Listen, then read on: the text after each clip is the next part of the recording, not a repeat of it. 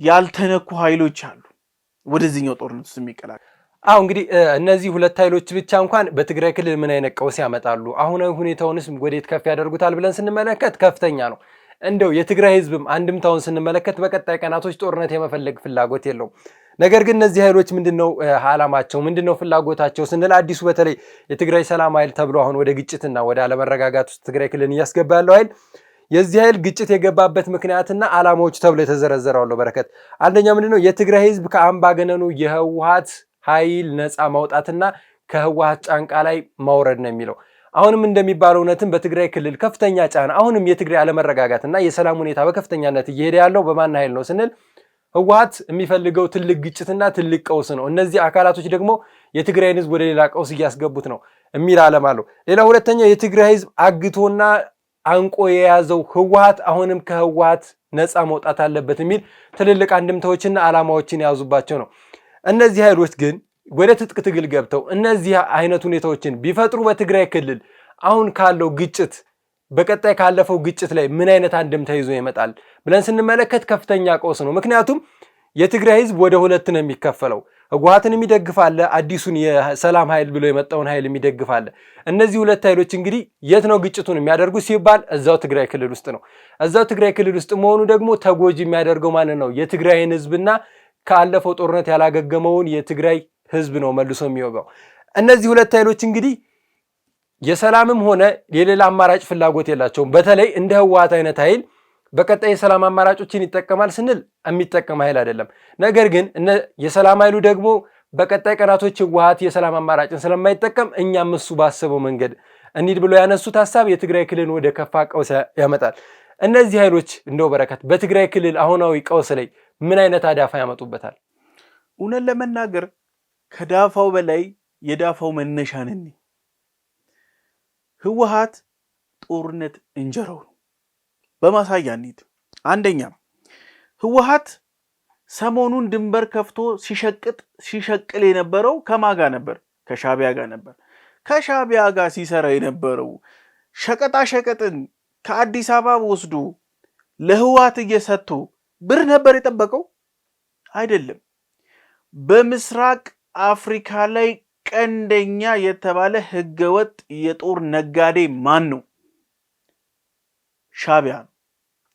ይሄ የኤርትራው መንግስት ከፍተኛ ደረጃ ህገወጥ የጦር መሳሪያዎችን ሻጭ አከፋፋይ ነው። ለምሳሌ ለሱዳን ከፍተኛ የሆነ የጦር መሳሪያ የሚያቀርበው ሻቢያ ነው። አሁን ሱዳን ላለችበት የተራዘመ ጦርነት ውስጥ የገባችው ሱዳን ወደ መፍረስ እየተቃረበች የደረሰችበት አንደኛ ተዋናዩ ጦርነት ባለበት ሁሉ የሚገኘው ሻቢያ ነው። ሻቢያ አንደኛ ለሱዳን መውደቅ ጦር መሳሪያ ሲሸቅጥ እየሰራ ያለ ነው። አንድ ሁለት ሶማሊያ ድረስ ሄዶ ለነ አልሻባብ መሳሪያ የሚሸጠው ማን ነው? ሻቢያ ነው። ሶስተኛ አሁን በዛላምበሳና በተለያዩ ቦታዎች ድንበር ተከፍቶ ከአዲስ አበባ መንግስት ድጎማ የተደረገባቸው ነዳጅን ጨምሮ ሸቀጣ ሸቀጦች፣ እህል ለትግራይ ተብሎ ሎጂስቲክ ተመቻችቶላቸው የደረሱትን በሙሉ በድንበሮች እያስተላለፈ ለሻቢያ የሸጠው ህወሓት ከሻቢያ ገንዘብ ፈልጎ አይደለም። የገንዘብ ችግር የለበትም ህወሓት።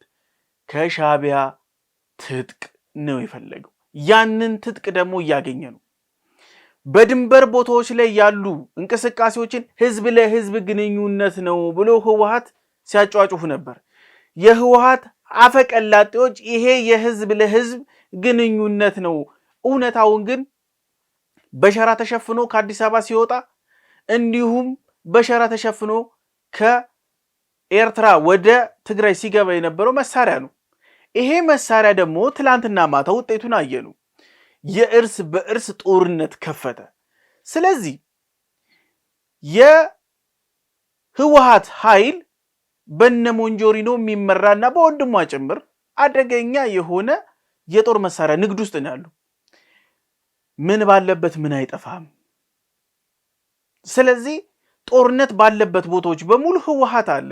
አንደኛ ህወሓት ለምንድነው አሁን ትግራይ ውስጥ ይሄ ጦርነት እንዲፋፋም የፈለገው ስንል ሁለት ነገሮችን እናገኛለን። አንደኛ ጦርነትን የሚጭረው ህወሓት ከሆነ ለጦርነት የሚያስፈልገውን ግብዓት ደግሞ የሚያቀርቡት ራሱ የህወሓት አባላቶች ናቸው።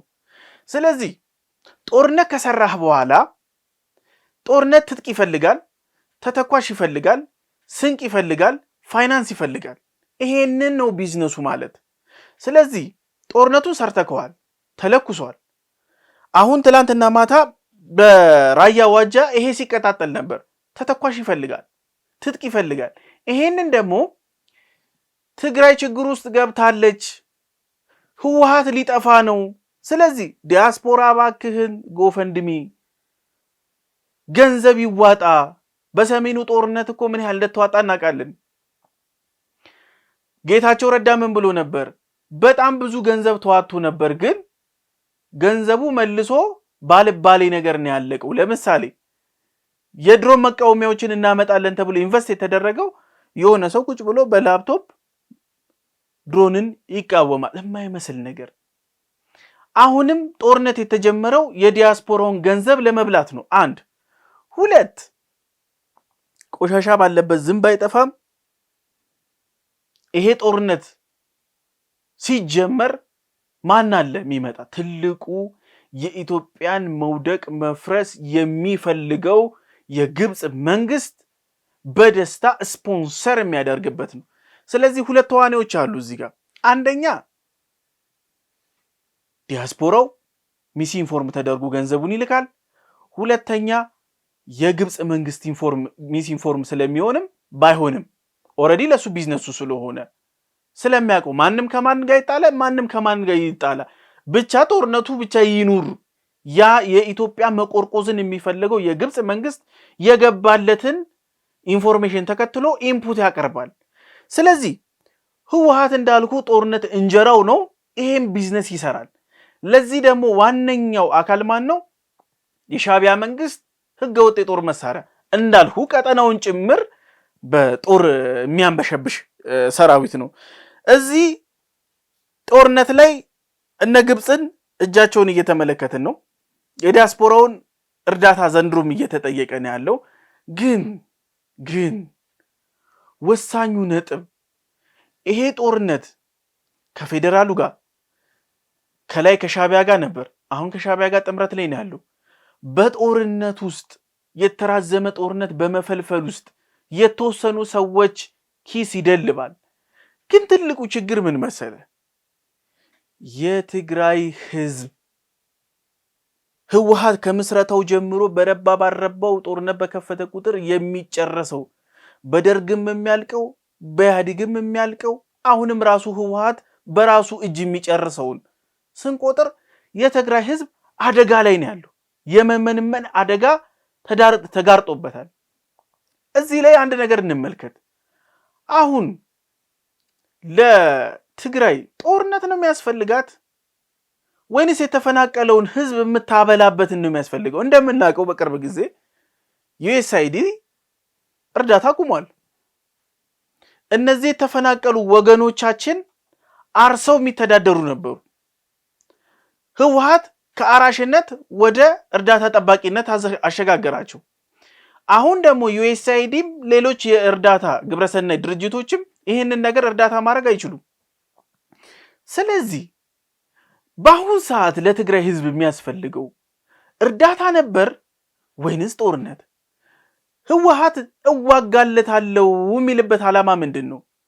የትግራይን ህዝብ ለመጠበቅ እዋጋለሁ ይላል። የትግራይ ህዝብን ለመጠበቅ ቢያንስ አሁን ጦርነትን ለመጫወት ጥይት ገዝቶ ከመምጣት ስንዴ ገዝቶ መምጣት አይሻልም ነበር ወይ?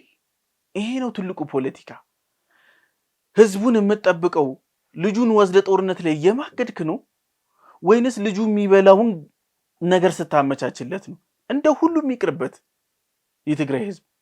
እንዴት ቢያንስ እንኳን ወደ ተፈናቀለበት ቦታ እንኳን መመለስ ያቅታል? አርሶ እኮ መብላት የሚችል ህዝብ ነው። እስከዛሬ ድረስ እኮ አርሶ በልቶ እንደውም ለገበያም የሚያወጣ ህዝብ እኮ ነው። አስበው ከምን ያህል ልዕልና አውርዶ የህወሓትን እጅ ጠባቂ እንዳደረገው። ያ ነው ህወሓት ጦርነት እንጀራው ነው የምንለው። ለዛ ነው ስለ ህዝብ ደንታ የለውም እሱ። ደንታው ጦርነት ተጭሮ ስለሚመጣው ከውጪ ዶላር ነው የሚያሳስበው። ይሄ ነው እውነታው። አው ህወሓት እንግዲህ ለረጅም ጊዜ የኖረበት ሐሳብ ምንድነው ስንል ጦርነት ነው።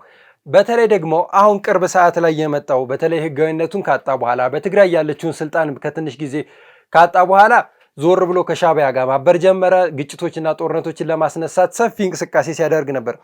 እንደምናውቀው እንግዲህ ህወሓት እስካሁን ለሁለት ተሰነጠቀ፣ ህወሓት ለሁለት ተከፈለ ሲባል ነበር። አሁን ላይ ግን ህወሓት ወደ 3 እና ወደ 4 ቦታዎች የተከፈለበት ሁኔታ እየተመለከተ ነው። አንደኛው አሁን የቀረው ህወሓት በነ ደብረጽዮንና በነ ሞንጆሪኖ የሚመራው ህወሓት አለ። ሁለተኛ አሁን እንደ አዲስ የመጣበት ይሄ እየተዋጋ ያለው የትግራይ ሰላም ኃይል አለ። ይሄ ኃይል እንግዲህ ከህወሓት እኩል ለመግደርደር ወታደራዊ አቅም አለው፣ በመሳሪያ የታገዘ ነው። እነዚህ ሁለት ኃይሎች እንግዲህ ወደ ግጭት ቢገቡ ህወሓትን የመቋቋም አቅም አለው። ሌላው ሶስተኛውና ዋናው አዲስ የተመሰረተው የስምረት ፓርቲ ከህወሓት ውስጥ የተፈለፈለና የህወሓት አንድ አካል የነበሩ እነ ጌታቸው ረዳ የመሰረቱት ፓርቲ እንግዲህ ህወሓትን ወደ 3 መስጠንጠቅና የህወሓት ቀጣይ ድል ምንድነው መጽኢ ድሉ ምንድነው ብለን ስንመለከት ወደ መፍረስና ወደ መጥፋት ሂደት አለ። ህወሓት ግን የመጨረሻው ጊዜ እንደሆነ ካወቀ የመጥፊያ ዘመኑ እንደሆነ ካወቀ የመጨረሻ እድሉ አሁን የጀመረውን ጦርነት ይበልጥ ማካረር ነው። ለዚህ ማሳያዎች ምንድናቸው? ከሻዕቢያ ጋር አብሮ እየሰራ ነው። የትግራይ ክልልን ወደ ኤርትራ ወስዶ የትግራይን ህዝብ ከኤርትራ ጋር የሰላም ስምምነት እያደረግን ነው እየተወያየን ብሎ በሚወስደው አጀንዳ አሁንም ቀጣይ ከፌደራል መንግስቱ ጋር ጦርነትን ማንሳትና ቀጣይነት ማድረግ፣ አሁን ከመጣው ከሰላም ኃይል ጋር ሌላ ግጭቶችን ማስነሳት። እነዚህ ሁላ ግጭቶች የት ነው የሚነሱት? የት ቦታ ላይ ነው የሚሆኑት ስንል ትግራይ ክልልና በትግራይ ክልል ባሉ አጎራባች ክልሎች ነው።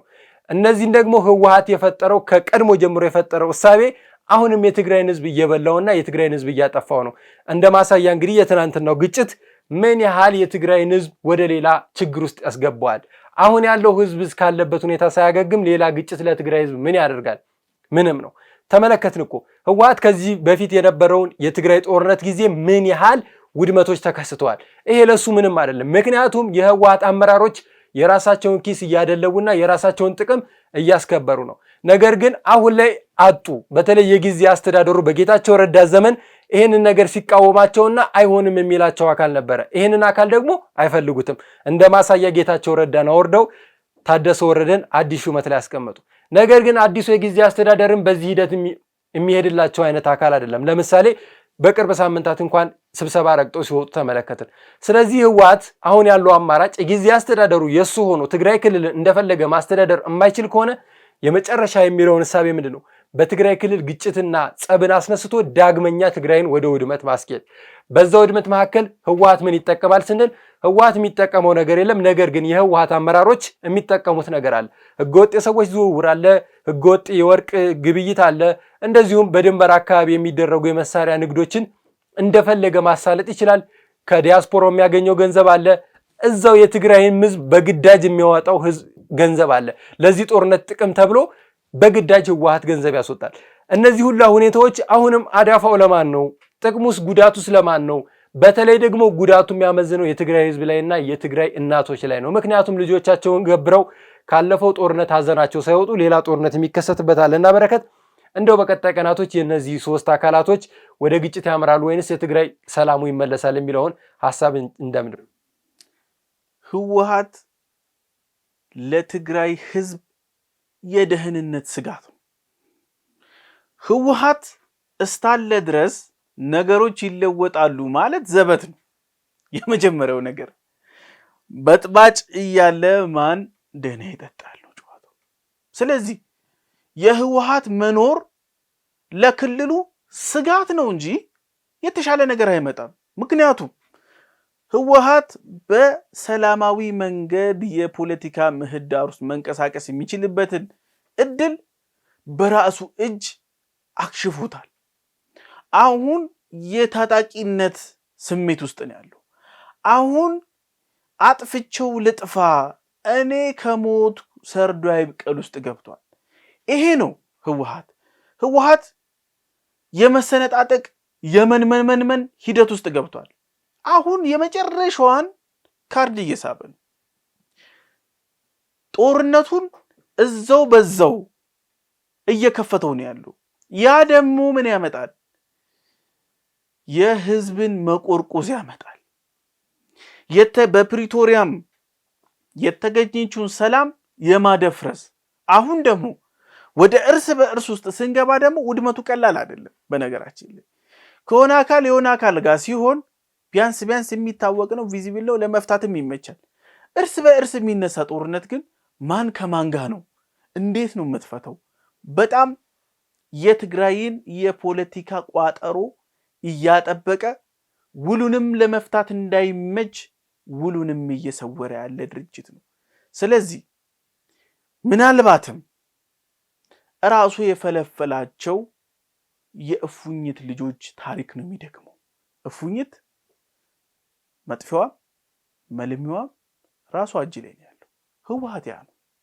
አሁ እንግዲህ ህወሓት በተለይ በትግራይ ክልል እያደረሰው ካለው ቀውስ ከዚህ ቀደም ከነበሩ ቀውሶችና አሁን በቀጣይ ጊዜያቶች ምን ይሆናሉ የሚለው እንግዲህ በሰፊው የሚነሳ ሀሳብ ነው። ምክንያቱም በየቀኑ አዳዲስ ነገሮችና የተለያዩ ጉዳዮች የሚነሱበት ነው። ለዛሬ እንግዲህ የመጀመሪያ ሀሳባችንን እዚህ ጋር እናብቃና ከመሸጋገሪያ በኋላ ስንመለስ እንግዲህ ስለ አረንጓዴ አሻራ በሰፊው እንወያይ ነው የሚሆነው።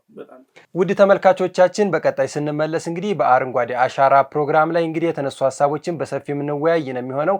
ተመልሰን እንመጣለን።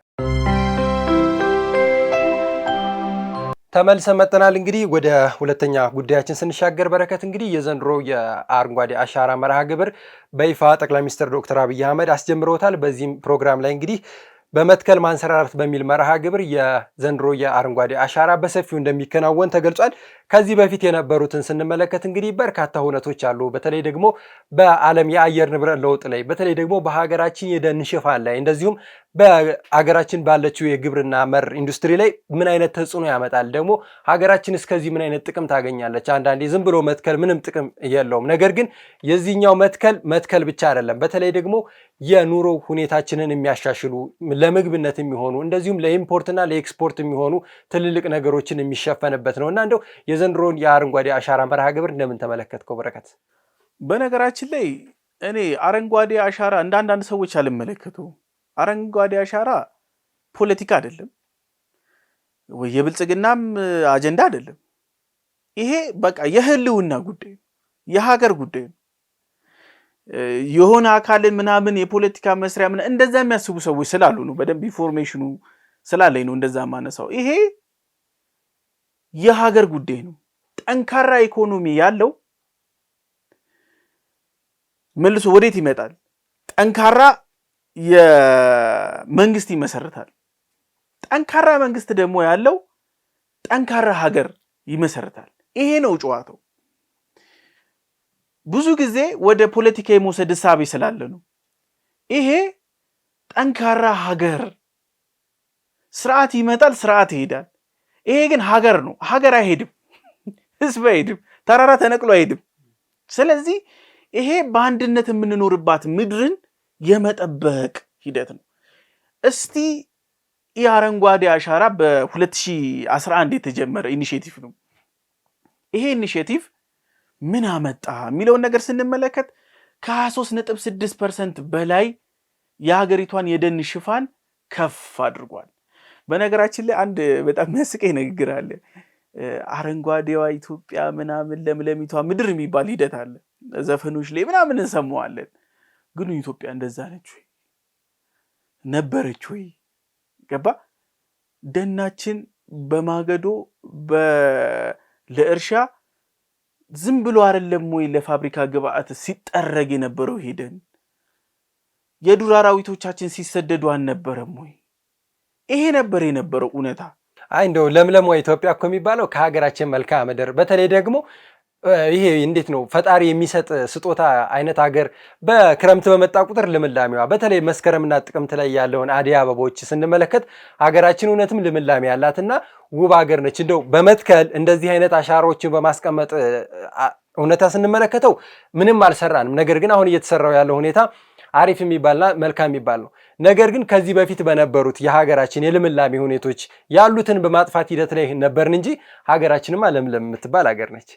እኔ በዚህ ሀሳብ አልስማማም። ለመሰለም አልስማማም። ፈጣሪማ ሰጠ፣ ለምለም አድርጎ ሰጥቷል። እኛ እኮ ሙልጭ አድርገን አጥፍተናል። የተሰጠንን ነገር ከማጥፋታችን የተነሳ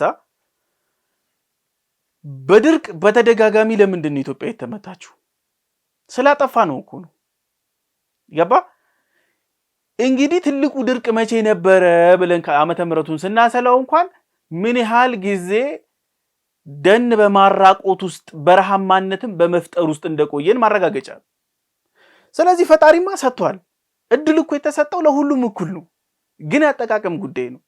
እኛ ያለንን የተፈጥሮ አቅም ባለመጠቀማችን የተነሳ የኢትዮጵያ ለምለም አፈር በአባይ ወንዝ ተሸርሽሮ ግብፅን የኢት ፍሩት ዋና አምራች አከፋፋይ አደረጋት። እኛንስ በድርቅ የተጎዳ አሲዳማ አፈር ያዝን፣ እንዲሁም ምርትና ምርታማነትን የምግብ ሉዓላዊነትን ማረጋገጥ ያልቻልን አደረገን። ለዛ ነው ለምለሚቷ ምናምን የሚለውን ዘፈን ብዙም የማይመቸኝ ለዛ ነው። ምክንያቱም አስበው ትልቁ ድርቅ መቼ እንደነበር ካሰብከው ከዛ በኋላ ነው እነዚህ ዘፈኖች እየወጡ የመጡት። ስለዚህ ምን አይተው ነው ለምለም ያሉት? ለምለምነትን በእጅህ ነው የምትሰራው። ጭቃን ደፍረ ነክተ ረግጠ ቆፍረህ ነው የምትተክለው። ያ ነው እኔ የምመለከትበት እይታ። በዛ ልክ እንየውና የዚህ የአረንጓዴ አሻራ ሂደቱ ምንድነው? ጥቅሙስ ምንድነው? ትሩፋቱ ምንድነው? በደንብ እንዘርዝረው። የመጀመሪያ ነገሩ ሀገር እንደ ሀገር ጠንካራ የምትሆነው ለምሳሌ ኢትዮጵያዊ ነኝ ስትል ውጭ ሀገር ላይ ወጥተህ ከሚነሱልህ ነገሮች ውስጥ ምንድነው? አትሌቲክስ ይነሳልሃል። ስማችን ሁሌ በተደጋጋሚ በኦሎምፒክስ እንደሚነሳው በዛው ደግሞ መጥፎ ደግሞ የሚነሳብን ፓርት ምንድነው? ድርቅ፣ ረሃብ ምናምን። የትኛውንም ቱሪስት አንድ ቪዲዮ ላይ ተመልክቻለሁ። ረሃብ የት ነው ያለው ሲባል አፍሪካ፣ እንደውም ኢትዮጵያ ብለው የሚጠሩም አሉ። የድሮውን ታሪክ የያዙ ማለት ነው። ስም እንደዛ ነው የሚጠፋው። ቤተሰቦች ድሮ ምን ይላሉ መሰለ? ስም ይወጣ ከቤት ይከተል ጎረቤት ነው የሚባለው። ስማችን በዛ ጠፍቷል። አሁን ያ ታሪክ የመቀየር ሂደት ውስጥ ነው ያለው። አረንጓዴ አሻራ ደግሞ አንደኛው ነው። ማሳያዎችን በደንብ እናንሳ። ማሳያዎች ውስጥ አንደኛው አረንጓዴ አሻራ ለግብርና ምርቶቻችን ወሳኝ ነው። እንዴት? የምርትና ምርታማነትን ለማሳደግ የአካባቢው ሁኔታው በደን መሸፈኑ የአፈር መሸርሸርን ይጠብቅልናል። ስለዚህ ኢትዮጵያ በምግብ ራሷን ለመቻል የምግብ ሉዓላዊነትን ለማረጋገጥ ስንዴ ተረጂነትን ወደ ስንዴ ኤክስፖርትነት ለመቀየር የሚደረገው ሂደት ላይ ወሳኝ ሚና ይጫወታል። አንደኛው። ሁለተኛው የአየር ንብረትን ለውጥ ግሎባል ዋርሚንግ የሚባለውን ይሄን ትልቁን ክራይሲስ ደን ካለህ የተራቆተውን ቦታ ከመለስክ በረሃማነትን ከተከላከልክ ካንተ ደህንነት አልፎ ወደ ቢዝነስ ትቀይረዋለህ። ካርበን ትሸጣለህ። ያደጉት ሀገራት አሜሪካን፣ ቻይናን ብንመለከት የካርበን ልህቀታቸው በጣም ትልቅ ነው። ፋብሪካዎቻቸው በትልቅ ጡጦ በሚመስል ግንባታ ወደ ላይ ብዙ ካርበን ዳይ ኦክሳይድ ነው የሚለቁት። ያ ካርበን ዳይ ኦክሳይድ ምን ይሆናል መሰለም? ችግሩ መጀመሪያ የሚያገኘው እነሱ ነው። መጀመሪያ ያ የወጣ ሲከማች የነበረው አትሞስፌሩ ላይ የመጀመሪያ ስራው የኦዞን ላየርን መቅደድ ነው። የኦዞን ላየር ደግሞ ሲቀደድ የሚገባው አልትራ ቫዮሌት ላይቱ ቀጥታ ከሰን የሚመጣው ቆዳ ላይ ሲያርፍ የቆዳ ካንሰር ነው የሚያመጣው። አንድ በል። ሁለተኛ ይሄ አትሞስፌር ላይ የተከማቸ ካርበን ዳይኦክሳይድ አሲቲክ ሬን ሆኖ ደግሞ መልሶ ይወርዳል። አሲቲክ ሬን ሆኖ ሲወርድ ግብርናቸው ላይ ይዘንባል። ያ መልሶ የተበከለ ምግብ ነው የሚሆነው። ኮንታሚኔሽንን ያመጣል። ይሄ ትልልቅ ችግሮች እነሱ ጋር አለ። ግን አመርተው ነው ሸቅለውበት ነው ፋብሪካዎቻቸው ኢንቨስት አድርገውበት ነው። አፍሪካ ግን ባላየችው ባልሰማችው ባልጎረሰችው ነው የምትገረፈው። ዳፋው ይሄ ነው የሚደርሳል። አሁን ግን የደን ሽፋናችንን ከፍ ካደረግን የካርበን ሽያጭ የሚባል ውል አለ። እሱ ውል ምን ያደርገናል መሰለ? የኛ የደን ልማት አታክልቶች ኦክሲጅን ፕሮዲዩስ ያደርጋሉ። ያ ከፍተኛ ኦክሲጅን እነሱ ደግሞ ካርበን ዳይኦክሳይድ ስለሚለቁ የኛን ስለሚጠቀሙት የካርበን ሽያጭ ለሀገሪቷ ከፍተኛ ገንዘብ ነው። ግሪን ኢኮኖሚ ነው የሚገነባልን። አንድ ይሄን ባለበት በጣም ወሳኝ የሚባለው የዚህ አረንጓዴ አሻራ አንደኛው ይሄንን ዲፎረስቴሽን አፎረስቴሽን የሚባለውን ነገር በስርዓት ከያዝ ነው የኢትዮጵያ ውስጥ ያሉ ብርቅዬ እንስሳቶች በዚህ የደን ምንጣሮና ጭፍጫፉ ከኢትዮጵያ ወደ አጎራባች ክልሎች የመሄድ ሂደት ውስጥ አሉ። አንድ ሁለት ስነ ምህዳሩ ራሱ ስለማይመቻቸው የመሞት እድላቸው ሰፊ ነው። አሁን ብርቅዬ የሚባሉ እንስሳቶቻችን ከስደት እየተመለሱ እዚህም ለመኖር የተመቻቸ ሁኔታ ውስጥ እየፈጠርን ያለ ነው። ይሄ ቀላል የሚባል አይደለም። እኛን ከዓለም ለይተው ዋሊያ እንደሚባሉት ብዙ የዱር እንስሳቶች አሉን። የምንታወቅባቸውን ራሱ የመጠበቅ ሂደት ውስጥ ገብቷል። ይሄ ቀላል ነገር አይደለም። ቀጣይ ለአካባቢ ጥበቃ የተራቆተ ምድርን ማስተካከል፣ ይሄ ወሳኝ ፓርት ነው። የኢትዮጵያ ለም አፈር በየዓመቱ በዝናብ እየተሸረሸረ የት ነበር የሚሄደው?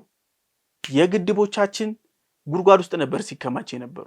ግድቦቻችን ለዛ ነው ሙሉ ይመስሉናል፣ ግን ተርባይን ጀነሬት አድርጎ ፓወር ከወጣ በኋላ የምንመለከተው ቶሎ ነው የሚያልቀው። ለምን?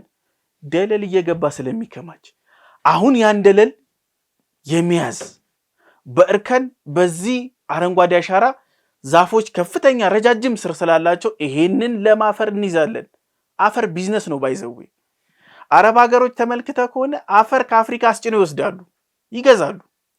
ምክንያቱም አንድ ድንጋይ ወደ አፈርነት የሚቀየረው በብዙ ዓመታት ለውጥ ነው። ኢንቫይሮንመንታል ለውጥ ነው። ፀሐይ፣ ደመና፣ ዝናብ ምናምን እያለ ይሄ ነው ድንጋይ ወደ አፈር የሚቀየረው። ቀላል ነገር አይደለም። ፈርቲሊቲ ነው የምንበለው። ግድቦቻችንን መጠበቅ እንችላለን። አፈራችንን መጠበቅ እንችላለን። ወደ ሌሎች ሀገራት ደግሞ ወደነ ሱዳንም ግብፅ ድረስ የሚደርሰው ለም አፈራችንንም መጠበቅ እንችላለን። ሀብታችንን መጠበቅ እንችላለን። እዛው ላይ እንቀጥለው። ለቱሪስት ጥቅሙ በጣም ሰፊ ነው። ቱሪስቶች ለምንድን ነው ወደ ኢትዮጵያ ሊመጡ የሚችሉት ስንል እንዴት ነው? አውሮፓ አሁን ሰዓት ላይ ከፍተኛ የሆነ ግሎባል ዋርሚንግ ውስጥ ነው ያላችሁ። እንደውም አንዳንድ ቪዲዮችን ስንመለከት ፍሪጅ ሁላ ከፍተው ቤቶቻቸው የመቀመጥ ሂደት ውስጥ እናያለን። ያ ማለት ምንድን ነው? በጣም አንገብጋቢ ሙቀት ላይ ነው ያሉት። ስለዚህ እኛ በደንብ አድርገን ይህንን አረንጓዴ አሻራ ከተጠቀምነው ቱሪስቶች ቢያንስ ይሄንን ንጹህ አየር፣ ቀዝቃዛ አየር ለመውሰድ ይመጣሉ። ያ ማለት ለሀገራችን ፎሬን ከረንሲውን እንጨምራለን፣ ወደ ቢዝነስ እናመጣዋለን ማለት ነው። ቀጣይ የኢንዱስትሪ ግብዓት እንጨምራለን። ይሄ የኢንዱስትሪ ግብዓት ለምሳሌ ወረቀት እንዴት ነው የሚመረተው? እኔ እናንተ አሁን ጠዋት ጠቅ አድርገን የምንጽፍበት ወረቀት ከነዚህ ዛፎች ነው የሚገኘው። ስለዚህ አንደኛው ይህን ዛፎች በደንብ ካመረት ነው ለኢንዱስትሪዎቻችን፣ ለፈርኒቸር ግብዓቶች፣ ለወረቀት፣ ለተለያዩ ኢንዱስትሪዎች ግብዓት እንፈጥራለን። ይሄም አንደኛው ቢዝነስ ነው። እንጨትም መሸጥም ኤክስፖርት ነው። ወረቀትም ማምረትህ መሸጥም ኤክስፖርት ነው። ይሄ ቢዝነስም በእንደዚህ ነው። በጣም ወሳኝ የሚባለው ደግሞ ፓርት ይሄ ነው። እነዚህ የሚተከሉ ዛፎች ለፋርማሲ ግብዓት ይውላሉ። መድኃኒት ለመቀመም የሚውሉ ዛፎችን፣ ቅጠሎችን ማግኘት እንችላለን። ይሄ ደግሞ በዓለማችን ላይ ያለውን ትልቁን ዲማንድ ማሳካት እንችላለን በዚህ በአረንጓዴ አሻራ። እንዲሁም በመጨረሻ እማነሳለህ የመድኃኒቶችን እንደሰራ ነው እንደመቀመም ነው። ልክ እነዚህ ተከላዎች ላይ ምርታማነትን የሚጨምሩ ልክ እንደ አቮካዶ፣ ማንጎ ያሉ ዛፎች ይተከላል። ያ ደግሞ መልሶ የምግብ ዋስትናን መልሶ ያረጋግጣል። እጁንም የማይዘረጋ የማይለምን ሀገር ደረቱን ነፍቶ በየትኛውም መድረኮች ላይ መቆም ይችላል። ድህነት የለም ማለት ለየትኛውም አስገዳጅ ጫና ተጋላጭ አትሆንም ማለት ነው። በዚህ ልክ እንዲሁ እንግዲህ አሁን ዘንድሮ 7ኛ ዓመቱ ላይ የሞላው እንግዲህ የዚህ አረንጓዴ አሻራ መርሃ ግብር 2011 ላይ ነበር የተጀመረው። 2011 ሐምሌ 22 ላይ የተጀመረው በርካታ ትሩፋቶችና በርካታ ጥቅሞችን ለሀገራችን አስገኝቷል። እንደዚህ ውስጥ ምንድነው ስንል በሀገር ውስጥ እንኳን በርካታ የሚባሉ ችግኞች ተተክለዋል። ከነዚህም ውስጥ ወደ 40 ቢሊዮን የሚሆኑ በሀገር አቀፍ ደረጃ የተተከሉ ችግኞች አሉ። 20 ሚሊዮን የሚሆኑ ሰዎች በዚህም ችግኝ ተከላ ላይ ተሳትፈዋል። ከ1 ሚሊዮን በላይ ስራ አጦች በዚህ አዲስ እንግዲህ መርሃ ግብር ላይ ተሳታፊ ሆነው ተጠቃሚነት አሳይተዋል። ምንድነው ስንል በችግኝ ማፍላት፣ በችግኞች መንከባከብና በተለያዩ የስራ መርሃ ግብሮች ላይ ሰርቷል። እነዚህ ነገሮች ለሀገራችን ምን ትሩፋት አላቸው፣ ምን ጥቅም አላቸው ለሚሉ ሰዎች እነዚህ ችግኞች እንግዲህ ለምግብነት ይውላሉ፣ እንዳልከው ለመድኃኒነት፣ ለእንስሳት መኖ ይውላሉ፣ ለከተማ ውበትም አሁን እንግዲህ የምትመለከተው ከተማችን ላይ ውብና ጽዱ የሆነው በእነዚህ በተገኙ ችግኞችና በተለያዩ ጊዜ በዚህ መርሃ ግብር ላይ በተተከሉ ችግኞች ነው። እነዚህ ነገሮች እንግዲህ ከፍተኛ ትሩፋቶች አላቸው። በተለይ ደግሞ የሀገራችን የደን ሽፋን ከ17% ወደ 23% ከፍ ያለበት ሁኔታ ስንመለከት ይሄ ፐርሰንት እንግዲህ ቀላል የሚባል አይደለም። እነዚህ ችግኞች የሀገራችንን የአየር ንብረት እንግዲህ በምን አይነት ሁኔታ ይለውጡታል የሚለው በጣም ሰፊና ከፍ ያለ ነው። በተለይ ደግሞ እነዚህ ችግኞች በግብአትነታቸው ምን ጥቅም አላቸው ስንል ለምግብነት የሚውሉት በርካታ የምግብ ሽፋንን ይሸፍናሉ። ለመኖነት የሚውሉትም ደግሞ ለእንስሳት መኖ፣ በእንስሳት እርባታ ላይ ያለው ሁኔታ ከፍ የሚያደርጉበት ሁኔታ አለ። በቀጣይ ዓመታት እንግዲህ በ2 ዓመታት ውስጥ እንኳን ወደ 10 ቢሊዮን የሚጠጉ ችግኞች ይተከላሉ ተብሎ ይገመታል። በጠቅላላ እንግዲህ ወደ 60 እና 70 ቢሊዮን የሚሆኑ ችግኞች ተተከሉ ማለት ለሀገራችን ያለው ሁኔታ ከፍ የሚያደርግበት ሁኔታ አለ። እነዚህን ችግኝ መርሃ ግብር እንግዲህ በተለያዩ ክልሎች ነው የሚተከሉት። የዘንድሮን የችግኝ መርሃ ግብር ማን ተመለከተው ስንል እንግዲህ ማዕከላዊ ኢትዮጵያ፣ በሲዳማ ክልል፣ በኦሮሚያ ክልል እነዚህ መርሃ ግብሮች በአሁን ሰዓት ተጀምሯል። በቀጣይ በሌሎች ክልሎችም እንደ አማራ ክልልና ሌሎች ክልሎችም ይህንን መርሃ ግብር ለማስጀመር ቀነቀጠሮ ይዘዋል። በተለይ ደግሞ በአማራ ክልል በዘንድሮ ዓመት ብቻ 1.55 ሚሊዮን የሚሆን ችግኞችን ለመትከል እቅድ ተይዞ ጉድጓዶች ተቆፍረዋል። የችግኝ ማፍላት ስራዎችም ተሰርተዋል። ችግኞችንም የማሰናዳት ስራዎች ተሰርተዋል።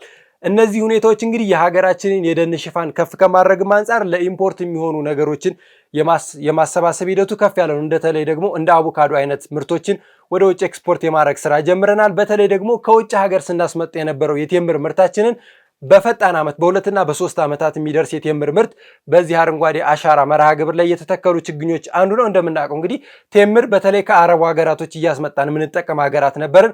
በቀጣይ 2 እና 3 ዓመታት እንግዲህ ሀገራችን እነዚህ ምርቶችን በሰፊው የምትጠቀምበትና የራሷን ምርት በተለይ ደግሞ ከመጠቀምም በላይ ለኤክስፖርት የምናደርጋቸው ዩኒቶች በጣም የሚጨምርበት ነው። እነዚህ ችግኝ ተከላዎች መቼ ተጀመሩ፣ በምን ያህል ጊዜ ተተከሉ ስንል 2011 ላይ እንኳን ይሄ መርሃ ግብር ሲጀመር እንግዲህ ወደ 4 ቢሊዮን የሚጠጉ ችግኞች እንደተተከሉት እነዚህ ችግኞች እንግዲህ አድገው ዛሬ ደረጃ ላይ ደርሰው ወደ 40 ቢሊዮን ደረጃ ደርሷልና በቀጣይ ጊዜያቶችም እንግዲህ እነዚህ ችግኞች የመስፋፋት ሂደታቸው በተለይ የሀገራችንን የአየር ንብረት ለውጥ የሚያመጣውን በተለይ ደግሞ አሁን ከዓለማችን ላይ ያለውን የአየር ንብረት ለውጥ በተለያዩ የዓለም ሀገራቶች የሙቀት መጠን እየጨመረ መምጣቱ ሀገራችን በዚህ የምታተርፈው ከፍተኛ ትሩፋት አላት። በተለይ ደግሞ ጠቅላይ ሚኒስትር ዶክተር አብይ አህመድ ያስጀመሩት መርሃ ግብር በጎረቤት ሀገራቶችን በሰፊው እየተስፋፉ ነው። እንደ 2013 ላይ እንኳን ወደ 1 ቢሊዮን የሚጠጋ ችግኞችን ለጎረቤት ሀገር መስጠት ችለናል። አሁን በቀጣይ እንደ ናይጄሪያ ያሉ ሀገራቶች ይህንን መርሃ ግብር የማስቀጠል ሀሳብ ያላቸው። እነዚህ መርሃ ግብሮች እኛ ሀገር ላይ ብቻ የሚቀጥሉ ሳይሆን ዶክተር አብይ አህመድ እንዳሉ ከሆነ በተለያዩ የአፍሪካ ሀገራቶች ብሎም በዓለም መቀጠል ያለበት ሁኔታ ነው። በተለይ ደግሞ የዓለም ሙቀት መጠን መጨመር ጋር ተያይዞ የዓለም የአየር ንብረት ለውጥ ከፍተኛ ስጋት ነው። እንደ አፍሪካ ያሉ አይነት ሀገራቶች ደግሞ የዚህ አዳፋ ቀማሾች ናቸው እና አውሮፓውያኖቹ በበከሉት አየር ንብረት ተጠቂዎችና ተጎጂ ሀገራቶች ማን ነው ስንል አፍሪካ ሀገራቶች ናቸው። እነዚህ አፍሪካ ሀገራቶች ደግሞ በቀጣይ ቀናቶች እነዚህ መርሃ ግብር በማስቀጠል ሰፊ ሁኔታዎች አለውና እነዚህ ሁኔታዎች ለሀገራችን የሚያመጡት ትሩፋት ከፍ ያለ ነውና በረከት እዚህ ላይ የሚጨምረው ሀሳብ አለ። እዚህ ላይ አንድ ነገር መጨመር እፈልጋለሁ። የነዚህ በቢሊየን የሚቆጠሩ ችግኞች ሲፈሉ የሚያፈሉት ተቋማትም የሚያፈሉ አካላትም አሉ። ይሄ ማለት በጣም ትልቅ የሆነ የስራ እድል ፈጠራ ነው። ታውቃለህ፣ አንደኛው የስራ አጥነት ችግር በደንብ እንዳለ፣ ስለዚህ ይሄንን የስራ አጥነት ችግር እየፈታ ነው። ዩሲ ኢን ቢሊየን ችግኝ ማፍላት ማለት በጣም ትልቅ ስራ ነው። በጣም ትልቅ ቢዝነስ ነው። እዚህ ሙያ ላይ የተሰማሩ ሰዎች ይሄን ችግኝ አፍልቶ ሲሸጡ የምን ያክልን ኢትዮጵያውያንን ኑሮ ትደጉማለህ? በጣም ትልቅ የስራ እድል የፈጠረ ነው። በዛ ላይ አንድ ፓርትን በደንብ እንመልከታትና ልቋጮ